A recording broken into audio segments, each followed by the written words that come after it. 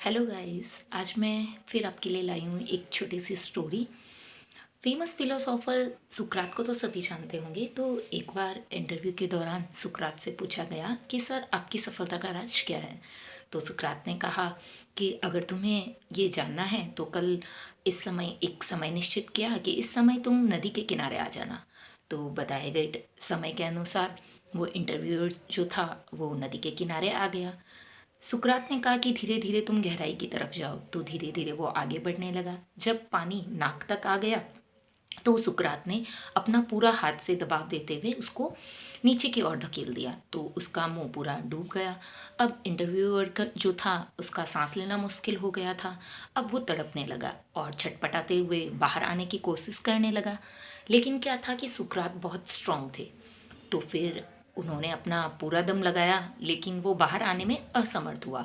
अब जब सांस लेना मुश्किल हो गया तो सांसें फूलने लगी।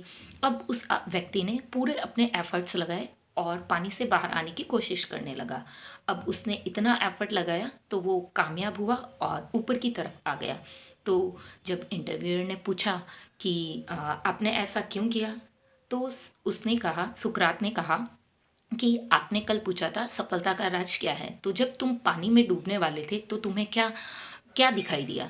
क्या तुम्हें पैसा या धन संपत्ति परिवार कुछ भी दिखा? बोले नहीं, उस समय मैं चाह रहा था कि किसी भी तरीके से मुझे सांस आ जाए। तो उस समय तुम्हारे लिए सबसे ज़रूरी था सांस लेना। उसी तरीके से जिस दिन तुम